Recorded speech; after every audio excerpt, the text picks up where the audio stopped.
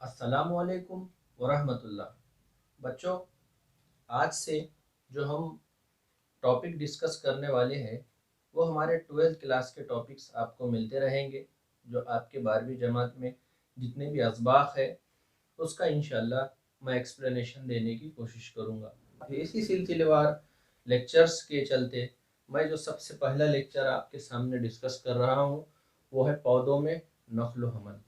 पौधों में नक्ल हमल से क्या मुराद है? ट्रांसपोर्ट्स इन प्लांट्स, इस चैप्टर को हम इंग्लिश में कहते हैं। प्लांट्स के अंदर, नबातात के अंदर नक्ल हमल की प्रोसेस चलती रहती है। नक्ल हमल से क्या मुराद है? जैसा कि आप लोगों को पता है कि ह्यूमंस के अंदर और एनिमल्स के अंदर, हैवानात के अंदर एक ख़ास किस्म का निज़ाम होता है जिसे हम दौरान खून का निज़ाम कहते हैं। दौरान खून की वजह से और सर्कुलेशन की वजह से जो हमारा लिक्विड होता है जिस्म में, माया होता है, पूरे जिस्म में गर्दिश करता रहता है। गर्दिश करते करते बहुत सारे ग़िज़ाई अज्जा को वो तक़सीम करते रहता है हमारे जिस्म के मुख्तलिफ़ हिस्सों में।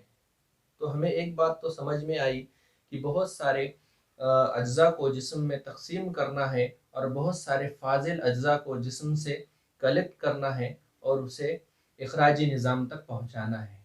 तो हैवानात में तो ये एक ख़ास किस्म का प्रोसेस हमें देखने को मिलता है, लेकिन अगर हम मवाज़ना करते हैं प्लांट्स में और नबातात में, तो नबातात में भी कुछ प्रोसेस होते हैं जिसकी मदद से पौधों में क्या होता है, नक्लो हमल होता है। नक्लो हमल होगा वाटर का, न्यूट्रिएंट्स का, बहुत सारे ग़िज़ाई अज्जा का, जो पूरे प्लांट के बॉडी में, पूरे नबाती खुलिये तक पहुँचेगा और नबाती खुलिये से मुख्तलिफ मुकामात तक प्लांट्स के अंदर उसे पहुँचाना रहेगा। नक्लो हमल का जो सिलसिला है वो हम समझने की कोशिश करेंगे। देखिए यहाँ पर एक रफ स्ट्रक्चर बना रहा हूँ मैं प्लांट्स का, बहुत रफ स्ट्रक्चर है, ठीक है। यहाँ पर ब्रांचेस होंगे, ब्रांचेस में लीफ भी होंगे, पत्ते भी होंगे प्लांट्स में, ठीक है। अब हमें ये समझना है कि पौधों में नक्ल हमल किस तरीके से होता है और पौधों को पानी की ज़रूरत क्यों होती है, और पौधों के अंदर और नबातात के अंदर ऐसे क्या निज़ाम होता है, ऐसे क्या सिस्टम होता है जिसकी मदद से पानी का वहाँ पर तबादला होता है, पानी एक जगह से दूसरी जगह जाता है, ये भी हमें समझना है। पानी सबसे इम्पोर्टेंट बात है कि पानी के मुतालिक हम कई दिनों से सुनते आ रहे हैं, जो हमारे पिछले जमाते हैं उसमें भी आपने सुना होगा कि पानी ये आफाकी मुहल्लिल है। आफाकी मुहल्लिल से क्या मुराद है? उसे हम यूनिवर्सल सॉल्वेंट कहते हैं। मतलब किसी भी चीज़ को अगर हमें हल करना हो तो हम उसे पानी में घुला सकते हैं, पानी में हल कर सकते हैं, अगर वो पानी में आसानी से हल होती है तो।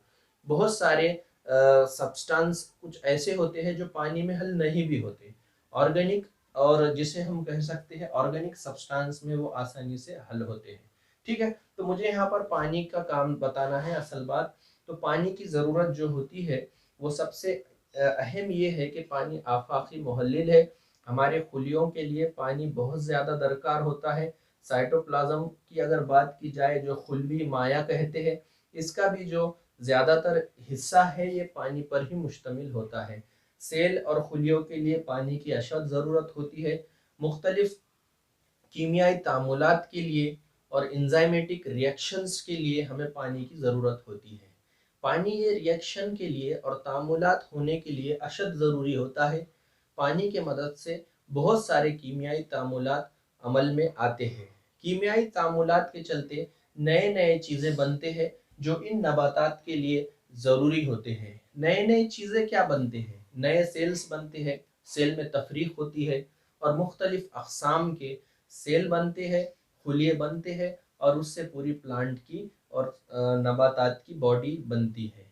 हमें समझ में आता है कि जो कसीर खलवी जानदार है उनमें हमें बहुत सारा इख्तिलाफ दिखने को मिलता है। इन इख्तिलाफात की वजह क्या है? इन डाइवर्सिटीज़ की वजह क्या है?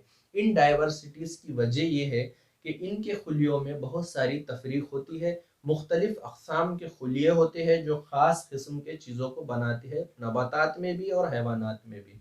हम कसीर खलवी हैवानात की बात कर रहे हैं जिसे हम मल्टी सेलुलर ऑर्गेनिज़म्स कहते हैं। इन ऑर्गेनिज़म्स के लिए, इन जानदारों के लिए पानी की ख़ास ज़रूरत होती है अपने जिस्म की तालीफ़ करने के लिए, अपने जिस्म को बनाने के लिए। जिस्म में और ये बॉडी के पार्ट में इन हैवानात के और नबातात के एक ख़ास प्रोसेस होता है जिसे हम मेटाबॉलिज़्म कहते हैं। और इन मेटाबॉलिज़्म के चलते, मेटाबॉलिज़्म क्या है? मेटाबॉलिज़्म हम ऐसे अमल को कहते हैं जिसमें जानदारों में कीमियाई तामुलात होते हैं। जानदारों में अगर वो कीमियाई तामुलात हो रहे हैं तो उसे हम मेटाबॉलिक एक्टिविटी कहते हैं। किसी चीज़ को बना रहे हैं तो उसे एनाबॉलिक एक्टिविटी कहते हैं, और किसी चीज़ को तोड़ रहे हैं, ब्रेक डाउन कर रहे हैं तो उसे कैटाबॉलिक एक्टिविटी कहते हैं। यहाँ पर मुझे जो डिस्कस करना था वो ये था कि पानी जो है प्लांट्स में और एनिमल्स में हर अमल के लिए बेसिक ज़रूरत है। कोई भी अगर कीमियाई तामुल करना है, आपको आपके खुलवी मायों का, साइटोप्लाज्म का हिस्सा भी अगर आपको देखना है तो आपको समझ में आएगा कि पानी उसमें बहुत ज़्यादा मिकदार में पाया जाता है। तो ये जानदारों की सबसे अहम ज़रूरत है, इसीलिए पानी को हम लिक्विड ऑफ लाइफ भी कहते हैं और पानी को हम जिंदगी भी कहते हैं। ठीक है, अब पानी के कितनी किस्में हैं हमारे कुर्रे अर्ज़ पर, हमारे ज़मीन पर कितनी पानी की किस्में हैं, और उन पानी के अक़साम से हमारे नबातात के लिए जो मुहैया करदा पानी है वो कौन सा है, कौन सा पानी हमारे नबातात के लिए इस्तेमाल में आता है, ये हमें यहाँ पर समझना है। सबसे पहले मैंने पानी की कुछ किस्में बताया हूँ।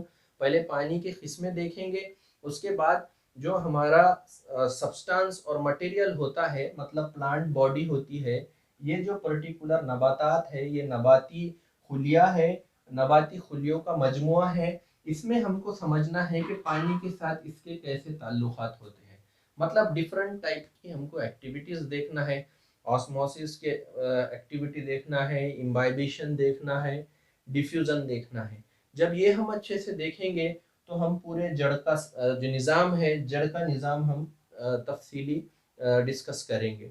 उसके बाद फिर वन बाय वन एक एक टॉपिक इसी सबक का हम क्लियर करेंगे और आगे बढ़ते चले जाएंगे। ठीक है, आपको अगर कोई क्यूरीज होती है, आपको कुछ सवालात होते हैं, डाउट्स होते हैं, तो आपने बी फ्रैंकली, बेझिझक होकर मुझसे सवालात ग्रुप्स में भी करना है, और मुझे उस एप्लीकेशन में भी आप क्वेश्चंस कर सकते हैं। इंशाल्लाह मैं कोशिश करूंगा आपके सवालात के इत्मीनान बख्श जवाब देने की। ठीक है, तो यहाँ पर हम आगे की डिस्कशन करते हैं। तो बच्चों, हम पानी की किस्मों के बारे में बात कर रहे हैं। देखिए, पानी की जो किस्में होती है उसमें मैंने यहाँ पर 5 अलग अलग पानी की किस्में बताया, जो हमारे माहौल में, हमारे कुर्रियर्स पर किस किस्म का पानी होता है, किस तरीके से पानी का पोजीशन होता है, पानी की शक्ल होती है, किस तरीके से हमको ये देखना है। पहला मैंने जो ए से यहाँ पर जाहिर किया वो है सखली पानी। सखली पानी को मैं ग्रेविटेशनल वाटर कह सकता हूँ। इसे ग्रेविटेशनल वाटर इसलिए कह रहे हैं कि मान लो ये हमारे ज़मीन का ऊपरी हिस्सा है, सरफेस है हमारे ज़मीन का। अब देखिए, ग्रेविटेशनल फोर्स हमें मालूम है, हमारे जो न्यूटन चाचा है, न्यूटन अंकल है, उन्होंने हमको बताया था कि कोई भी चीज़ ज़मीन की तरफ खींची चली आती है, इसे हम ज़मीन का कशिश सुखल कहते हैं और ग्रेविटेशनल फोर्स कहते हैं।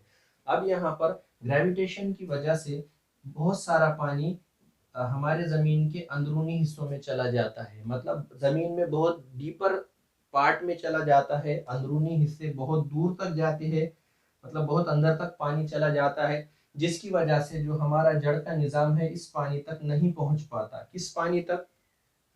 सखली पानी तक।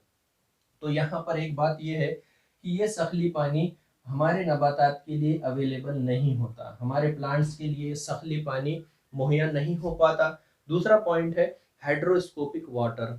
हाइड्रोस्कोपिक वाटर मतलब क्या? ऐसा पानी जो हमारे मट्टी के जो ज़र्रात होते हैं, इन मट्टी के ज़र्रात के अतराफ में रुका हुआ होता है, इस पानी को हम हाइड्रोस्कोपिक वाटर कहते हैं। ये भी पानी हमारे नबातात के लिए मुहैया नहीं हो पाता, क्यों? तो ये बहुत ज़्यादा एडहेसिव फोर्स की वजह से हमारे जो सॉइल के पार्टिकल है उनसे अट्रैक्ट हुआ रहता है, इसीलिए ये नबातात के लिए मुहैया नहीं हो पाता। एक ख़ास किस्म है पानी की। दूसरा है कंबाइन वाटर। कंबाइन वाटर से मुराद ये है कि ऐसा पानी जो दूसरे अज्जा के साथ कीमियाई तौर पे पूरी तरीके से मिल चुका है, जम हो चुका है, मतलब केमिकली कंबाइन हो चुका है हमारे अर्थ के, हमारे ज़मीन के एलिमेंट्स के साथ। तो यहाँ पर जो कंबाइन है पानी किसी और जूस के साथ, तो ऐसा पानी भी मुहैया नहीं हो पाएगा। हाइड्रोस्कोपिक वाटर भी मुहैया नहीं हो पाएगा, कंबाइन वाटर भी मुहैया नहीं हो पाएगा। जो चौथी किस्म है पानी की, वो है शहरी वाटर, शहरी पानी। शहरी पानी क्या है? कैपिलरी वाटर भी हम उसे कहते हैं। देखिए बच्चों, कैपिलरी का जो कंसेप्ट है, जो स्मॉल ट्यूब होती है, छोटी जो नली होती है, यहाँ पर अगर आपने घरों में ये तजुर्बा देखा होगा, हम आम तौर पे हमारे आम जिंदगी में इस तरीके के बहुत सारे चीजें करते हैं। मान लो एक हाउस है, उससे हमें पानी बाहर निकालना है, हमारे पास पाइप्स होते हैं पानी के, तो हम क्या करते हैं, अगर लाइट चली गई, मोटर भी नहीं है पानी की, तो वो पाइप को क्या करते हैं, हम उस हाउस में डुबोते हैं और मुंह से उसको क्या करते हैं, खींचते हैं, और उसके बाद फिर देखते हैं तो मुस्तकिल तौर पे पानी उस हाउस से बाहर निकलता रहता है। तो ये जो पानी है, जो किसी फोर्स के बिना, मतलब जाहिरी तौर पे हमें कोई मोटर वहां पर दिखाई नहीं दे रही है, फिर भी पानी का जो पानी जो है तो वहां से निकलता है पाइप के जरिए, तो वो जो फोर्स होता है, इस फोर्स को हम कैपिलरी वाटर कहते हैं, कैपिलरी फोर्स कहते हैं। इस कैपिलरी की वजह से होता क्या है, इस कैपिलरी की वजह से जो सबसे बड़ी जो तब्दीली हमें देखने को मिलती है, कि पानी क्या होता है, ये जो दीवार होती है हमारे पाइप की, उसके साथ भी अट्रैक्ट होता है, जिसे हम एडहेसिव फोर्स कहते हैं, सॉरी।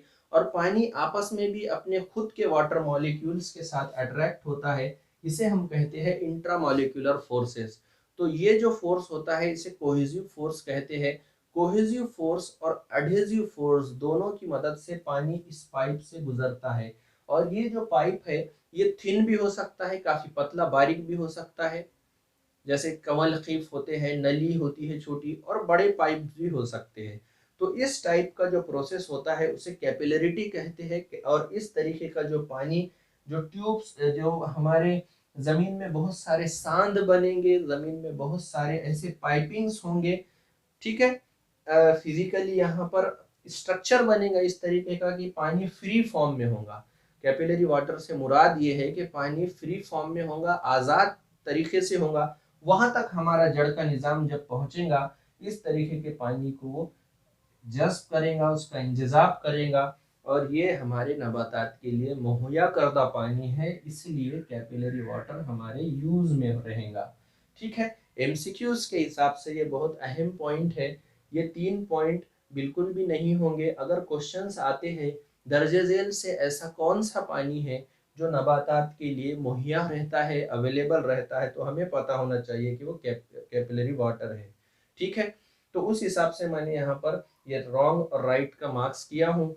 सबसे आखिरी इसका टाइप है माहौल की रुतूबत, मतलब जो वेपर के फॉर्म में, भाप की शक्ल में हमारे माहौल में पानी होता है, वो भी तो हमारे माहौल का हिस्सा है। इस तरीके का पानी भी हमारे नबातात के लिए आम तौर पे अवेलेबल नहीं रहता, लेकिन कुछ नबातात है, जैसे इपीफाइट्स है, और बहुत सारे दूसरे ऐसे नबातात है जिसका जो जड़ का निज़ाम होता है वो एटमॉस्फेयर में होता है। मतलब आम जो हमारा माहौल है, वहाँ पर जड़ खुले तौर पे होते हैं, वो एटमॉस्फेयर के पानी को जज्ब भी करते हैं, लेकिन वहाँ पर क्या है, स्पेसिफिकेशन है, वहाँ पे खुसूसियत है, कुछ खास के लिए है। लेकिन अगर हम आम तौर पे बात की जाए तो ये भी अवेलेबल नहीं होता, कुछ नबातात में होता है। जैसे ब्रायोफाइलम का जो पत्ता है, उसमें भी बहुत सारे जड़ के निज़ाम हमको देखने को मिलते हैं, पत्ते के कोर पे जड़ का सिस्टम डेवलप हो जाता है। तो वो एटमॉस्फेयर की जो रुतूबत है, माहौल की रुतूबत है, जो एटमॉस्फेरिक वाटर है वेपर के फॉर्म में, वो जज्ब करती भी है। लेकिन ये ख़ास है, ख़ास टाइप के साथ ये जुड़ा है। लेकिन आम तौर पे हम बात कर रहे हैं कि ये कैपिलरी वाटर ऐसा है जो मुहैया होता है, अवेलेबल होता है हमारे नबातात के लिए। होप आप लोगों को ये डिस्कशन समझी भी होंगी। आपने इससे रिलेटेड सवालात को हल करना है। जब आप एमसीक्यू सॉल्व करोगे तो ये लेक्चर में आपको और भी मज़ा आएगा। तो मेरी आप लोगों से रिक्वेस्ट है बच्चों कि आपने जितने हो सके उतने सवालात हल करना चाहिए, क्वेश्चन सॉल्व करना चाहिए, और उसके बाद फिर आपने ये लेक्चर देखना है। ठीक है, स्टडी कैसी करना चाहिए, कैसे स्टेप्स लेना चाहिए, उसकी भी मैं शॉर्ट में बात करता हूँ। आपके पास बुक अवेलेबल है, ठीक है, उर्दू के बहुत सारे नोट्स भी अवेलेबल होंगे, बहुत सारे इन द सेंस हमारे पास बहुत कम नोट्स है। अल्लाह उन लोगों को जज़ाए खैर दे। जिसने ये इस डायरेक्शन में मेहनत की, और बहुत सारे एक बुक्स भी है हमारे पास। तो वो बुक्स आपको आपके गांव में, आपके शहरों में, गांव में तो नहीं, शहरों में अवेलेबल हो सकती है, नहीं होती है तो आप पर्सनली कांटेक्ट करिए रिस्पेक्टिव टीचर्स से और उनसे वो बुक परचेस कर सकते हैं। ठीक है, तो उस बुक से नोट्स पढ़ना है, अच्छे से देखना है, और साथ में उसी में के सवालात भी हल करना है और ये लेक्चर देखना है।